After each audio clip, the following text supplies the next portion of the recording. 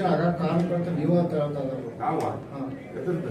ಈ ಹುಕ್ಕೇರಿ ಗ್ರಾಮೀಣ ವಿದ್ಯುತ್ ಸಹಕಾರ ಸಂಘ ಮತ್ತೆ ಇಲೆಕ್ಷನ್ ನಾವೇ ಕಾರಣ ಆಗ್ಬಿಡ್ತಾವ. ಈಗ ಅವಿರೋಧ ಆಯ್ಕೆ ಆಗೋ ಟೈಮ್ದವ್ರ ಅದಕ್ಕೆ ಇಲೆಕ್ಷನ್ ತರಾಕ ಆಗಾಕ ನೀವು ಕಾರಣಕರ್ತರು. ಸರ್ ಪೈಲಾ ನಿರ್ದೇಶಕರು ನೀವು ಫ್ರೀ ಹ್ಯಾಂಡ್ ಆಗಿ ಕೆಲಸ ಮಾಡೋದಿಲ್ಲ ಈ 3 ಸಲ ಚುನಾವಣೆ ಆದ್ರೆ ಅವಿರೋಧ ಮಾಡಿದ್ದು ನಾವೆಲ್ಲ ನಾಮಿನೇಷನ್ ಕೊಟ್ಟರು ಏನು ತಗೊಂಡು ಹೋಗಿದ್ದಿಲ್ಲ. ಯಾಕ ಸಂಘದ ಸಹಕಾರ ಸಂಘದಾಗ ಚುನಾವಣೆ ಬೇಡ 2 ಪಾರ್ಟಿ ಇದ್ರು ಕೂಡ ನಾವು ತಗೊಂಡು ಹೋಗಿದ್ದೀವಿ. ಈಗ ಯಾಕಂದ್ರೆ ಚುನಾವಣೆ ನೀವು ತಯಾರು ಮಾಡಕತ್ತಾರೆ. ಈಗ ಅವರ ಹಳ್ಳಿ ಬಿಟ್ಟಾರ ನಾವು ಎಲೆಕ್ಷನ್ ಎಲ್ಲ ಅವ್ರು ತಗೊಂಡ್ರೆ ಅವ್ರು ಹೇಳಾರ ನಾವು ಹೇಳ್ಬೇಕಾಗ್ತೈತಿ. ಈಗ ನೇರ ಆರೋಪ 600 ಕೋಟಿ ರೂಪಾಯಿದ ಆರೋಪ ಮಾಡ್ತಾ ಇದ್ದಾರೆ ಸರ್. ಎಲ್ಲಿ ಹೋದಲ್ಲಿ ಏನಂತ ಲೆಕ್ಕ ಕೊಡ್ರಿ 600 ಕೋಟಿ ರೂಪಾಯಿ ರಮೇಶ್ ಕತ್ತಿ ಸರ್ ಹೀರಾಶುಗರ್ ಅಲ್ಲ ಹಿರಾಶುಗರ್ದು 600 ಕೋಟಿ ರೂಪಾಯಿ ಆದ ಬಗ್ಗೆ ಜನರ ಬಾಡಿ ಕರೆದ ಇತಿಹಾಸ ಎಲ್ಲ ಹೇಳಿದಲ್ಲ. ಒಂದು ಈಗ ನಾಳೆ ಆರಿಗೆ ಹೋಗಾರ ಅದೇ ಹೋಗಾರ ಬರೋರು ಲೆಕ್ಕ ಕೊಡ್ರಿ ನನ್ನ ಮಾಲಕರ ಮಟ್ಟ ಮಾಡಿಸ್ತದೆ. ಅವ್ರು ಇವ್ರಿಗೆ ಮಾಡ್ಸಕ್ಕಾಗಿಲ್ಲ. ಅದು ವಿಶೇಷವಾಗಿ 600 ಕೋಟಿ ಮಾಡುವಾಗ ಮೊದಲು 5,000ರಿಂದ 10,000 TCD ಮಾಡಿದ್ವಿ. ಮತ್ತ ಇಥನಾಲ್ ಒಂದು ಇದ್ದದ್ದು ಒಂದು 65 ಇದ್ದದ್ದು ಅದು ಒಂದು 50 ಮಾಡಿದ್ದಾರೆ. ಅದ್ರ ಜೊತೆಗೆ 5 ಮೆಗಾವ್ಯಾಟ್ ಇದ್ದದನ್ನ 54 ಮೆಗಾವ್ಯಾಟ್ ಕೋಜನ್ ಮಾಡಿದ್ವಿ. ಸ್ವಾಭಾವಿಕವಾಗಿ ಸಾಲ ಆಗೈತಿ. ಮತ್ತೆ ಮೊದಲು ಎಷ್ಟು 10 ಲಕ್ಷ ಟನ್ ಕೃಷಿಂಗ್ ಮಾಡ್ತಿದ್ವಿ.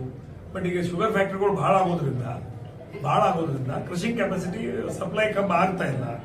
ಅದಕ್ಕೆ ಇವತ್ತು ಆ ಒಂದು ದೃಷ್ಟಿಯಲ್ಲಿ ಕಳೆದ ಒಂದು 5-6 ವರ್ಷದಲ್ಲಿ ನಾವು ನೋಡಿದ್ರೆ 5, 6, 7 ಲಕ್ಷ ಮಾತ್ರ ಕೃಷಿಂಗ್ ಆಗಕತ್ತೈತಿ.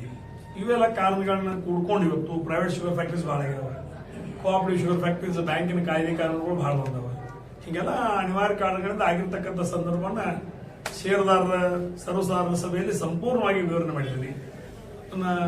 ಯಾವ್ದಕ್ಕೆ ಆಗೈತೆ ಅನ್ನೋದ್ರ ಬಗ್ಗೆ ಇವೆಲ್ಲ ಹೆಚ್ಚಿನ ಕೆಲಸಗಳು ಮಾಡುವಂತ ಸಂದರ್ಭದಲ್ಲಿ ಆಗ್ಯದ. ಬಟ್ ಇವತ್ತು ರೈತರು ಸಹಿತ ಈಗಾದ್ರೂ ಯಾರ ಕಡೆ ಇದ್ರು ಸಹಿತ ಸಹಕಾರಿ ಕ್ಷೇತ್ರ ಉಳಿಬೇಕಾದ್ರೆ ರೈತರು ಒಂದು ಸ್ವಲ್ಪ ಸಹ ತಗೋಬೇಕು. ರೈತರು ಸಹಿತ ತಾವು ಬೆಳೆದಂತ ಕಬ್ಬಿನ ಬೆಳೆಯನ್ನ ಕಬ್ಬನ್ನ ಸಹಕಾರಿ ಸಕ್ಕರೆ ಕಾರ್ಖಾನೆ ಕೊಟ್ರೆ ಇನ್ನೂ ಅದಕ್ಕೆ ಏನಂತ ತೊಂದರೆ ಇನ್ನೂ ಒಳ್ಳೇದಾಗ್ತೈತಿ. ರೈತರ ತಲೆ ಏನ್ ಬಂದೈತಿ ಲಗುಟ್ ಒಟ್ಟು ನಮ್ಮ ಪಡ ಖಾಲಿ ಆಗ್ಲಂತ ಲಗುಟ್ ಖಾಲಿ ಆಗ್ಲಂತಂದ್ರೆ ಮತ್ತೆ 10 ಲಕ್ಷ ಕೃಷಿಂಗ್ ಆಗಂಗಿಲ್ಲ. 10 ಲಕ್ಷ ಕೃಷಿಂಗ್ ಆಗಂಗಿಲ್ಲ ಅಂದ್ರೆ ಈಗ ನಾವು ತೆಗೆದ ಸಾಲ ಮೇಲೆ ಬಡ್ಡಿ ಕಡಿಮೆ ಆಗಂಗಿಲ್ಲ. ಆ ಬಡ್ಡಿ ಹೆಚ್ಚಾಕೋದು ಹೋಗ್ತೈತಿ. ಆ ಬಡ್ಡಿ ಹೆಚ್ಚಾಕೋದು ಹೋದಾಗ ಆ ಕಂತು ತುಂಬಾಕ್ ಮತ್ತೆ ಸಾಲ ಮಾಡ್ಬೇಕಾಕತಿ. ಇವು ಅನೇಕ ಕಾರಣಗಳಿಂದ ಇವತ್ತು ದಿವಸ ಆಗಿರ್ತಕ್ಕಂಥ ಸಂದರ್ಭವನ್ನ ಸರ್ವಸಾಧಾರಣ ಸಭೆಯಲ್ಲಿ ಎಲ್ಲಾ ರೈತರಿಗೆ ಮನಮುಟ್ಟುವಂತೆ ಎಲ್ರಿಗೆ ನಾ ಹೇಳಿದಾನೆ. ಮತ್ತು ಅದಕ್ಕೆ ಅವ್ರು ಆ ದಿವಸ ಅವರ ಯಾರು ಬಂದಿರಲಿ ಗೊತ್ತಿಲ್ಲ, ನಂಗೆ ಗೊತ್ತಿಲ್ಲ, ಅಥವಾ ಅವ್ರ ಜೊತೆ ಇದ್ದವ್ರು ಅವ್ರು ಹೇಳೋರಲ್ಲಿ ಗೊತ್ತಿಲ್ಲ. ಅದಕ್ಕಿದು ಚುನಾವಣೆ ಬಂದಂತ ಸಂದರ್ಭದಲ್ಲಿ ಅಪಪ್ರಚಾರದ ಒಂದು ಕೆಲವು ವಿಷಯಗಳು ಇರ್ತಾವ. ಸ್ವಾಭಾವಿಕವಾಗಿ ಅವ್ರು ನಮ್ಮ ಮೇಲೆ ಮಾಡೋದು, ನಾವು ಅವ್ರ ಮೇಲೆ ಮಾಡೋದು ಸ್ವಾಭಾವಿಕವಾಗಿರ್ತಕ್ಕಂಥ ಒಂದು ಪ್ರಕ್ರಿಯೆ. ಇಷ್ಟೆಲ್ಲ ನೇರ ಆರೋಪ ಮಾಡಿದ್ರು ರಮೇಶ್ ಕತ್ತಿ ಅವ್ರು ಯಾಕೆ ಸುಮ್ಮನೆ ಕುಂತಿದಾರಂತ ಕೆಲವೊಂದು ಕಡೆ ಎಲ್ಲ ಚರ್ಚೆ. ಅದರಲ್ಲಿ ಸತ್ಯಾಂಶ ಇಲ್ಲದೆ ಇದ್ದಾಗ ಅದಕ್ಕೆ ಪ್ರತಿಕ್ರಿಯೆ ಯಾಕೆ ಕೊಡ್ಬೇಕು? ಸತ್ಯಾಂಶ ಇಲ್ಲದೆ ಇದ್ದಂತ ಸಂದರ್ಭದಲ್ಲಿ ಪ್ರತಿಕ್ರಿಯೆ ಕೊಡುವ ಅವಶ್ಯಕತೆ ಇಲ್ಲ. ಮತ್ತು ನಮ್ಮ ತಾಲೂಕಿನಲ್ಲಿರ್ತಂತ ಸಂಘ ಸಂಸ್ಥೆಗಳ ಮಾಲಕರ ಬೇರೆ, ಅವ್ರಿಗೆ ಆ ಸತ್ಯಾಂಶ ಗೊತ್ತದ. ಪ್ರತಿ ಹಂತದಲ್ಲೂ ಅವರು ಪ್ರತಿ ವಾರ್ಷಿಕ ಸರ್ವಸಾಧಾರಣ ಸಭೆ ಪ್ರತಿಯೊಂದು ಸಭೆಯಲ್ಲೂ ಸಹಿತ ಎಲ್ಲ ವಿಷಯಗಳ ಬಗ್ಗೆ ಚರ್ಚೆ ಮಾಡಿದ್ವಿ.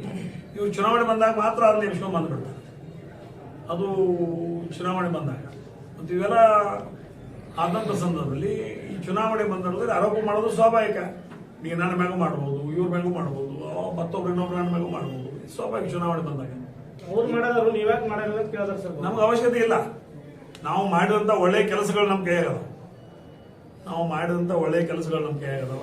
30 ವರ್ಷದಲ್ಲಿ ಮತ್ತು ಉದ್ದೇಶವಾಗಿ ಇವತ್ತು ಹೇಳ್ಬೇಕಂತಂದ್ರೆ ಇವತ್ತು ಇದೇ ಜೆ.ಎಚ್. ಪಾಟೀಲ್ ಮುಖ್ಯಮಂತ್ರಿ ಇದ್ದಾಗ ಇವರು ಕುಮಾರಣ್ಣನೂ ಮಂತ್ರಿ ಇದ್ರು, ಉಮೇಶ್ ಅಣ್ಣನೂ ಮಂತ್ರಿ ಇದ್ರು.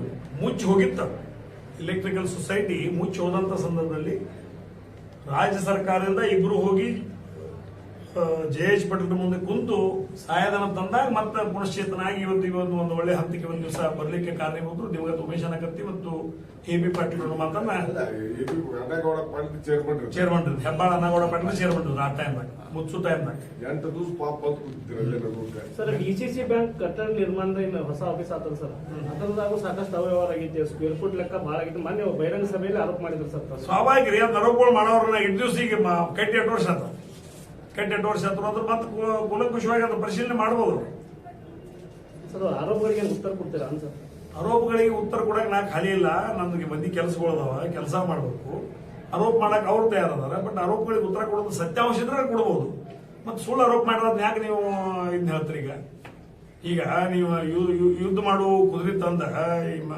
ಮದುವೆ ಮನೆಗೆ ಕುಣಿ ಅಂತ ಕುಣಿತೈತಿ ಅದು ಕುದುರೆ ಯುದ್ಧ ಮಾಡೋದು ಅದ್ರ ಕೆಲಸ ಕುಣಿ ಕುದುರೆಗಳು ಬೇರೆ ಹಂಗಾಗಿ ನಾವು ಆರೋಪ ಮಾಡಕ್ ನಾವು ಖಾಲಿ ಇಲ್ಲ ಅವರು ಇಲ್ಲ ನಾವು ಇಲ್ಲ ವಿಶೇಷವಾಗಿ ತಮ್ಮ ಮುಖಾಂತರ DCC ಬ್ಯಾಂಕು ಮತ್ತು ಬರುವಂತಹ ಸೊಸೈಟಿ ಬಗ್ಗೆ ಏನೇನು ಅನ್ನೋದ್ರ ಬಗ್ಗೆ ವಿಷಯಗಳ ಬಗ್ಗೆ ಹೇಳಕ್ ಒಂದು ಪತ್ರಿಕಾಗೋಷ್ಠಿ ಕರೆದ ಸರ್ ಮೊನ್ನೆ ಸಂಕೇಶ್ವರ ಸಭೆಯಲ್ಲಿ ಭಾಷಣ ಕೇಳಿರ್ಬೋದು ಸರ್ 12 ಗಂಟೆ ತನಕ ಮಲ್ಕೋತಾರ ಅವ್ರ ನಾವ್ 8 ಗಂಟೆಗೆ ಬಂದು 12 ಗಂಟೆಗೆ ನಮ್ ಕೆಲಸ ಮುಗಿಸ್ಕೊಂಡು ಹೋಗ್ತೀವಿ ಅಂತ ಹೇಳಿ ಮಾತಾಡಿದ್ರು ಸರ್ ಬಹುಶಃ ಅವ್ರದ್ದು ಹೇಳೋದು ನನಗೆ ಹೇಳಿದಾರ ಕಾಂತೈತಿ ಯಾಕಂದ್ರೆ ಮುಂಜಾನೆ ಪೌಣೆ ಇದಕ್ಕೆ ಎದ್ದ 6 ಮತ್ತೆ ತಿರುಗಿ 6 ಕಿಲೋಮೀಟರ್ ವಾಕಿಂಗ್ ಮಾಡಿ ಬಂದು 40 ಮಿನಿಟ್ ಜಿಮ್ ಮಾಡಿ 7:30 ಅಂದ್ರೆ ನಾನು ಸ್ನಾನ ಮಾಡಿ ಕೆಳಗಡೆ ಬಂದು ಹಣ್ಣು ತಿಂದು ಜನಸೇವೆ ಮಾಡಕ್ಕೆ ನಾನು ರೆಡಿ ಇತ್ತು ಬಹುಶಃ ತಗೊಂಡ್ಬೇಕಾರೆ ಮತ್ತೆ ಜನರ ಕೇಳಿ ನಡೀತಿತ್ತ ಅದ ಏನೋ ಕೆಳಗೆ ಜನ ಅದಾರ 8-9 ಗಂಟೆಗೆ ಹೋದಾಗ ಅವಶ್ಯಕತೆ ನಿಮ್ಗೆ ಭೇಟಿ ಆಗ್ತಂತ ನೀವು ಕೇಳ್ರಿ ಪ್ರಾತ್ಯಕ್ಷಿಕೆ ಮಾಡಿದ್ರು ಸಾವುಕಾರ ಎಲ್ಲ ಉಸ್ತುವಾರಿ ಸಚಿವರು ನಿಮ್ಮ ಹಗರಣಗಳನ್ನು ಸರ್ಕಾರ ಮುಖಾಂತರ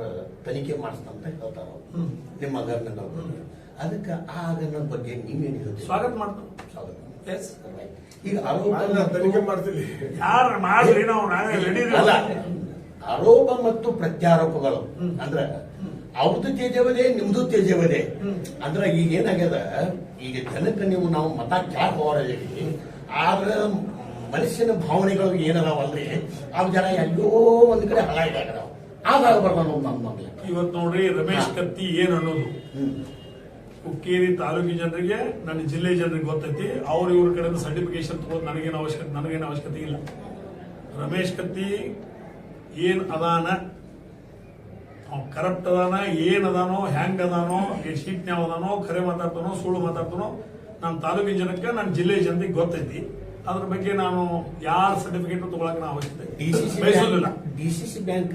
26 ಕೋಟಿನೋ ಲಾಸ್ ಆಗಿರ್ತಾರೆ ಅವಾಗ ನೀವು ನಿಮ್ ಕೊಳ ಹಾಕೊಂಡ್ರಿ ಹೌದು. ಆ ನಂತರ 22 ಕೋಟಿ ಆ ನಂತರ ಅದನ್ನ ಸದೃಢ ಮಾಡಿ ಎಲ್ಲವಾಗ ಯಾರೋ ಒಬ್ಬ ಅಧ್ಯಕ್ಷ ಆಗಕ್ ಬರ್ಲಿಲ್ರಿ ನಾವು ಇವರ ಸರ್ ಅವ್ರು ಹೇಳ್ತಾರೆ ಸರ್ ನಿಮ್ಮನ್ನ ನೀವು ಅನಿವಾರ್ಯವಾಗಿ ನಿಮ್ಮ ಅಣ್ಣ ಸಾಹೇಬ್ ಜಿಲ್ಲೆ ಒಂದು ಸೂಚಕರು ಮಾಡಿ ನಾವು ಕರ್ಕೊಂಡು ಬಂದು ಅಧ್ಯಕ್ಷ ಮಾಡಿದ್ವಿ ಅಂತ ಹೇಳಿ ಸರ್ ಮೊನ್ನೆ ಅಣ್ಣ ಬಾಲಚಂದ್ರ ಜಾರಕಿಹೊಳಿ ಹೇಳ್ತಾರೆ ಸರ್ ಅದಲ್ಲ ಅವ್ರು ಹೇಳೋದು ಸರಿ ಐತೆ. ಅವಾಗ ಅವ್ರು ಇದ್ರಿಗಿಲ್ಲ ಈಗ 9 ವರ್ಷ ಹಿಂದೆ 9 ವರ್ಷ ಹಿಂದೆ ಆಗುತ್ನಾಗ ಅವ್ರು ಸೂಚಕ ಆಯ್ತು ಮತ್ತೆ ಹೊಳೆ ತಕೊಂಡ್ರು ಯಾವುದು ಅಣ್ಣ ಸಾಹೇಬ್ ಜೊತೆ ಇಲ್ಲ ಅವರು ಆನಂದ್ ಮಾಮನಿ ಅವರು